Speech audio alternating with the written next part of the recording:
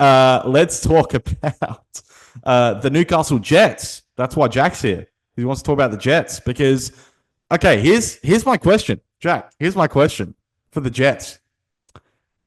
This is actually funny because Cody's here, and I remember Cody having some very strong comments about this at the time.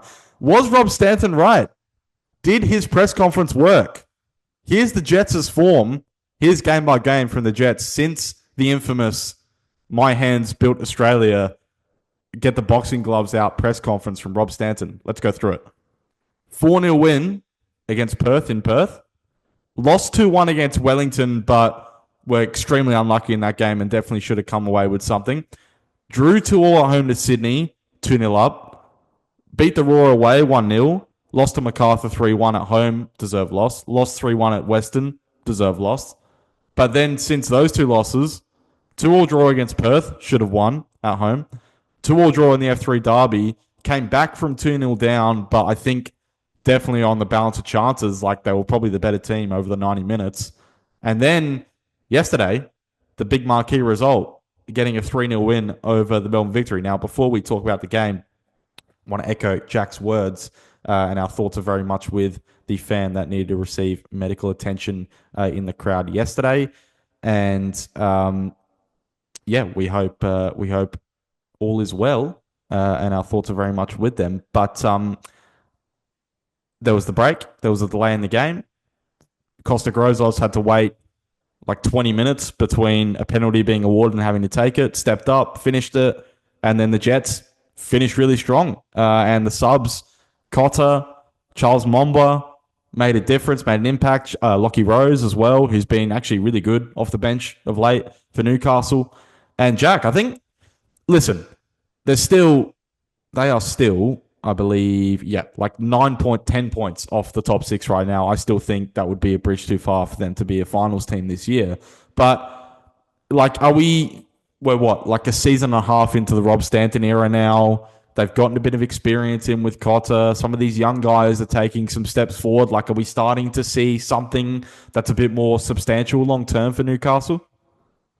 Well, it looks like they've certainly turned some sort of corner. I would have to caveat that the way in which they drew against Perth Glory and the Central Coast was a little bit demoralising considering how good they were going forward. I mean, those goals they conceded against Perth, absolutely atrocious. I mean, can't do much about the freaking handball, but the second goal, absolutely atrocious defending. And that first goal from the Central Coast was walked in way too easy. And unfortunately, Ryan Scott drops the ball. But this week, it led to Noah James making his first appearance in almost 5 years for the Newcastle Jets. And, apart from someone else who I'll mention, was definitely the man of the match. So kudos to him to staying persistent and resilient. He's had a few spells in the NPL Victoria, the NPL New South Wales. But yeah, again, just to echo your words, the definite man or woman of the match is Dr. Claudia Lawson, the Newcastle Jets on-field doc for the game. It was posted via Facebook by the strength and conditioning coach of the Jets. And, I was sort of in the part of the stadium where I sort of saw everything unfold, and her, bravery and just the quickness that she acted when she saw the fan go down in distress is really commendable. And, irregardless, like, she's an absolute hero and a legend for what she did. And just also the fans that were around in that section of the pitch, just the way they behaved and acted quickly to try to get someone in there to help the distressed fans. Full credit to them, and also the McDonald Jones venue staff. Also have to say that just near there saw Maurice Bracetto, saw Jason Hoffman, and also I can't remember his name. He's another board member. It'll come to me, but they were all down there watching it unfold and making sure that the fan was being correctly attended to and they were getting the correct attention. So in that moment of distress, everyone in the stadium who were all concerned about it, everyone behaved really, really well during that time, and allowed for the unfortunate patient to get the care they needed. And I don't want to comment too much on their condition. There's no details being released yet, but just some reports that they were able to be transported to hospital, and we haven't heard any bad news of it yet, which is a positive sign to say the least. Talk about the game. just the coolness of Costa Grozos in that sort of moment. As you have to take the human part of it as well. A fan's gone down in distress. All the players watched it unfold, and it would have been, quite worrisome for every player on that pitch. Both Melbourne Victory and Newcastle Jets, equally, and to stand there and then also have the coldness just to slot that penalty away. Kudos to him. Yeah, like you said, the subs that were injected in the second half were absolutely amazing. And I want to say, Charles and Bonwa, that was a fantastic performance. And I've already mentioned another Chelsea legend. I'm going to make another one here. It was like N'Golo Kante out there. Like his way that he fought back the ball. This is absurd. What are you doing? I'm a Chelsea fan. I have to step in here. This is.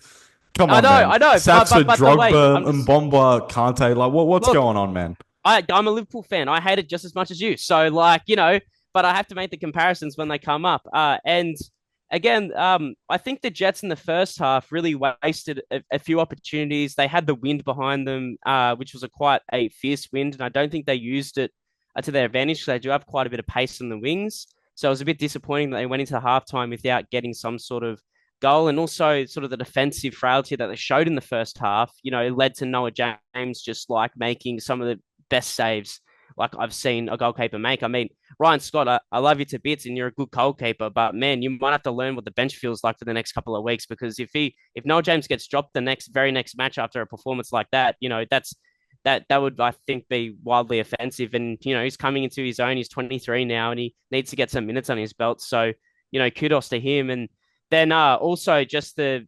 counter-attacking thereafter, after the stoppage, after the penalty was secured, and the Jets not trying to just manage the game and get through another 10 minutes, actually trying to make sure of it, was a big switch to how they've been playing the last 4 weeks. Like, the two draws that was in the last 2 weeks was the Jets having good patches. I mean, of course, the Central Coast got out in front and they had to dig that one out, but especially the Perth Glory result. They could have been up 6 or 7-0 by the first 35 minutes, and they didn't take their chances. And there was a few chances in there in the first half that the Newcastle Jets really should have put away. But just the attitude to go, I was like, look, we've got the penalty, you beauty, but we need to go and win this game because we haven't won at home for 9 months. And you saw that in the attitude. And I don't know if it was a Rob Stanton thing, but look, there's still a chance. I think it's a very low chance, but if the Jets play like that, they will pick up a few more points this season and maybe put a little bit of pressure on. I'm not going to say they're part of the pack. In fact, I put them wooden spooners as my preseason prediction. So the better they go, the more. They're not going to finish bottom. They're 9 points clear of Brisbane right now too. They're not. But it'd be interesting to see how they perform this week against Adelaide United. I feel like that counter-attacking style is really going to suit that occasion. Whether they can, allow Adelaide that much of the ball and be able to contain them is going to be a different thing entirely. In terms of the lineup, I think you have to start Charles and Bonwa. I thought he was incredible coming off the bench, and I think he deserves a start. I know that he's only just joined the club in recent weeks, but I really like what he added. I think Lockie Rose and Kota should still be on the bench, mainly because Lockie Rose is coming back from a soft tissue injury. You know how worrisome they can be. And, I actually like Kota off the bench. I thought he was brilliant when he came on the last couple of weeks. And I think that even though he's an international and people want to see him start, I generally think Taylor and Eli Adams being on those wings is better suited for the first periods of the game. And then having Kota coming up against a tight defense where he can turn and he can put balls in behind to someone like Clayton Taylor, someone like Lockie Rose, who do know how to dribble the ball with their feet, can hold up the play and also give chances. I think that's a really shrewd tactical thing that Rob Stanton's done, because he would have been tempted from his very first appearance to start him, and he hasn't. And I think you should resist that temptation, because I think coming off the bench, he's just going to be an absolute weapon. Well, yeah, boxing glove jokes aside, like Stanton, he actually did change the system about probably 6 or 7 games ago, and Newcastle are now playing in a 3-4-3 in possession. They got Kota, he's actually coming on, but he's playing as a wingback. Yeah. And you've got, I love the front three that they got going with Gibson, Adams, and Taylor. I actually think those guys really work well together. The chemistry is good. And I think you're right about Lockie Rose as kind of a super sub, but who knows? I think he likes Gibson from the start and then giving him basically 60 and then Lockie Rose the last 30. I think that's how he's going to kind of do it. It's kind of similar to kind of how Adelaide managed like Archie Goodwin and Luki Ivanovic, for example. But They might. I mean, Kota might have to start next week because Philip Chancha obviously came off yesterday, and they might need to shuffle Thomas Aquilina in as a right Well, centre back. We'll see. I will highlight. Sorry to interrupt, but Yeah. they actually sort of changed the formation. So they were playing a three at the back, but as it was seen from the sense as I was viewing it, when Chainchar came off with that unfortunate injury, they actually reverted back to that 4-2-3-1 that they were sort of playing early in the season, and I actually quite like that. Just with Timmins and Mbomwa in that defensive midfield. Timmins was the best player on the pitch yesterday. He was unbelievable. I disagree. Well, I think he he was played fantastic. I think he played awesome after the stoppage. I thought like he was good defensively, he was good disrupting. I thought that he didn't take as much care with the ball as I would have liked to see in Yep. the first periods, but towards the end of the match, he played some really good balls through and got the Jets forward in some crucial periods. But yeah, I would move actually instead of playing that three because I don't have enough centre backs to play that formation. I would move back to the 4-2-3-1 because that's how they played the last half an hour. Well, maybe they've got two systems now that they could also use too, so they can chop and change kind of during the game. I think Momba starting possibly. Uh, I just think if you're going to take out one of Timmins or Bayless, it's got to be Bayless, not Timmins. I think Timmins is playing really well at the moment. Anyway, but Cody, we haven't gone to you yet. What are your overall thoughts on the Newcastle Jets? I know you were very critical at the time when Rob Stanton came out after that Adelaide loss at home and the infamous comments where he said he would get the boxing gloves out at training. But their performances have markedly been better actually since that moment. But I also think it's coincided with like someone like Cotter coming in and this kind of system change that they've been rolling as well. Look, I think we were conflating my disappointment with those comments with how I actually view Robbie Stanton. I actually really like him as a coach. I do think I like the style of play. I like the way he thinks. I think there's good qualities there. Look, unfortunately, Newcastle, there's not probably that talent in the squad to really go and take him a step level to be, finals contenders or anything like that. But for what he's got, he's not doing a bad job. I'll be honest with you though. Like even since those comments, I can't. Maybe the performance has improved, but I can't say I'm impressed with the results. Like you've won what one game in that period just on the weekend. I know there was the Perth and Brisbane results, but let's be real, everyone's beating them at the moment. So I don't know how much you can look into that. No, but their performances have been much, much better from their opening like 5 games. Yeah, but look, I don't know. I'm not reading into this too much. They're still. If you look at the top 11 teams, because let's be real, like I said, Perth and Brisbane, not exactly doing much this year. They're still coming last out of everyone else, and they're still a little bit away from actually Yeah, but catching up I'm to not anyone saying, else. but I'm not I'm coming looking on. at it from a results point of view. Yeah, That's probably where the difference is coming in. You're looking at yeah. the performances, you're thinking they're doing all right. I never had an issue with, I guess, what they were trying to do. So the only improvement that I can see is them actually getting results on the ball. This is a good step towards maybe that area improving. But I think until I see that, I'm not going to sit there and go, yeah, I'm on the bandwagon as well. I have no issue with Stan, and I'll profess that. I thought the comments were a little bit, outdated and of a mind of someone that, is still stuck in an age that society is fortunately moved on from. But in terms of Stan as a coach, he's a great coach. I will, that's something I'm happy to stand on. I just think that there's still areas that, in terms of actually getting results, I still think there's a lot of improvement to come from Newcastle. I think there's still an area there that they can actually go and take another step in. They play who's their next game? Adelaide United. That's okay. Yeah, look, that's probably a big ask, but their next few games are actually really, really tough. So it's hard to say you actually want them to take a step forward. But let's just say that they go between Oh, Adelaide, they got Brisbane, and Brisbane at whatnot. home after that. Very Yeah, but winnable. that's yeah, it is very winnable. You'd want to hope they can. If they lose that game, then I'd be asking a lot of Yeah, but questions. hang on a minute. But No, that's so my point with this is like Newcastle are closer to. I actually think right now they are closer to being like a sneaky finals team in terms of like seventh, eighth than being absolute dross like Perth and Brisbane. That's my point. yeah, but that's No, no, no, because you I'm not got going to Perth say and no, no. I'm not Brisbane. saying that they're going to make the finals. No No, way. no, I'm I'm I'm saying saying that. that Yeah, my point of view is you're comparing the dross in the league this season to the fact that this is the worst dross that I've seen in the A League in some time. You can't compare them to bottom two because the bottom two are barely A League level sides at the moment. Yeah, I want to echo But that. Perth It's also Perth have very, also actually had better performances in the past month. But anyway, let's keep going. Maybe in the well, past month, but they're still pretty bad. And Brisbane, they're another question altogether. Please don't get me started on No, Brisbane. no, We'll no. be here all Brisbane night. are horrific. The only reason Brisbane have been competitive recently is because Henry Hall actually might be a top 5 player in the league. And he's just come back and made them. But like, I'm actually not joking. They have Henry Hoare and then they have a low NPL squad around it. No, That's pretty much we've them had at this the moment. conversation. I'm fully in agreement. Yeah. yeah. But I just wanted to say, like, again, like it's an extremely short sample size. I'm gonna somewhat agree with you, Christian, and then also like make a huge caveat to your point. If they play like that every single week, that could actually give the teams that they've got, and mind you, they are versing pretty much every team that's above them except for Brisbane for the remainder of the season. So like every game's a 6-pointer. I mean, if they want to make a challenge, it's probably not going to happen. I think it's very, very unlikely. Mm-hmm. But there's one thing that's been lacking at the Newcastle Jets since about 2018. It's called thing called consistency, right? And their performances have been wildly inconsistent through multiple different coaches. And look, I humbly believe if they played like that against every single week, they'd be a top 4 side because they fucking put the sword to victory in that last half an hour. Like they put him to bed and, tucked him good night.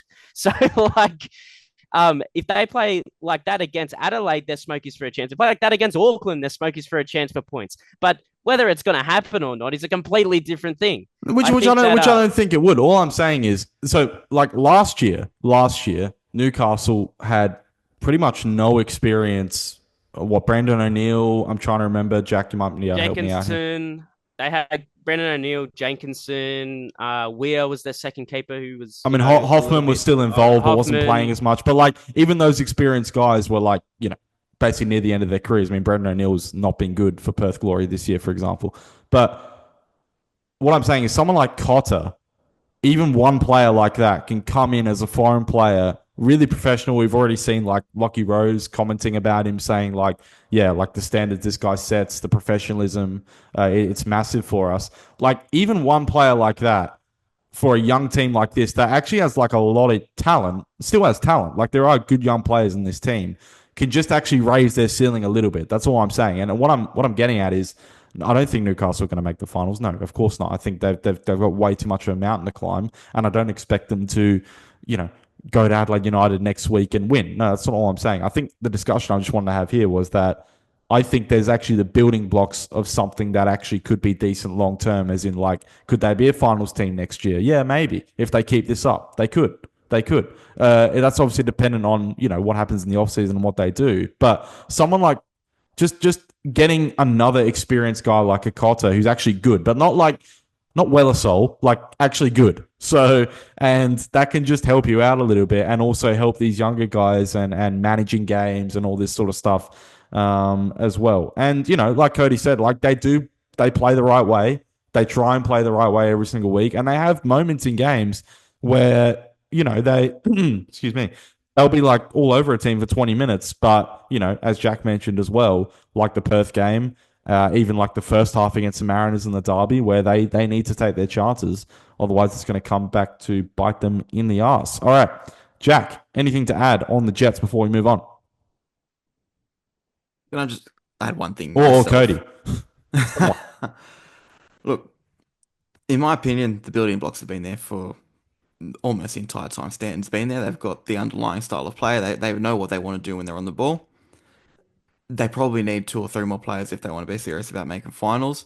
My point of view from this is, what we've seen from them over the last few weeks is nothing different to what I've seen from them for the last couple of years. They have the result on the weekend was a really good result.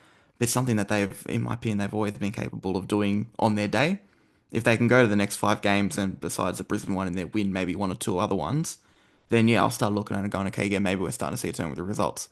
I just want to see it happen on a bit more of a consistent basis before I sit there and go, okay, yeah, I'm seeing something here.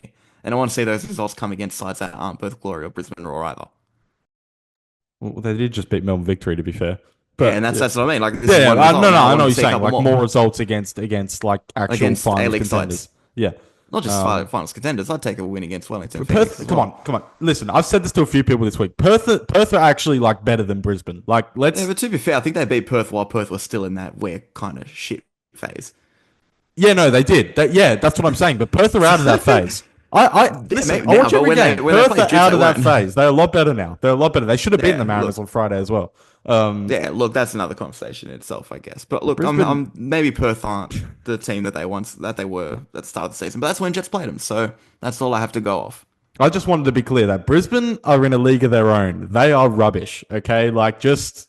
Do you reckon when you say league of their own, do you reckon they can be mixed in with the New Zealand Knights side? They've got like 8 points in the season or something. Honestly, They're they're probably better worse. than New Zealand Knights because of Henry Hoare. So, yeah. No, but I think they're worse. I think they've Jesus. been atrocious. I mean, the comparison there is like, yeah, Henry Hall, but also like every team in the A League these days, I think squad, if you compare pound for pound, were better than those inaugural squads. I'd rather So, watch the Mariners Darkies again. yeah, It's true. bring back Muller. I want to see Muller play again. Bring Sign back Muller. Tony. Bring back Tony Wormsley's Mariners. How Yeah, good. bring him back. Run it back. Usain Bolt trial income. Incoming. All right. Yeah, I reckon Usain Bolt to start for this Brisbane Roar side just quietly. Does Usain Bolt have a better touch than Adam Zimmerino? Yes, possibly. Possibly he does. So, yeah, I think there's a conversation to be had there. All right. Anyway,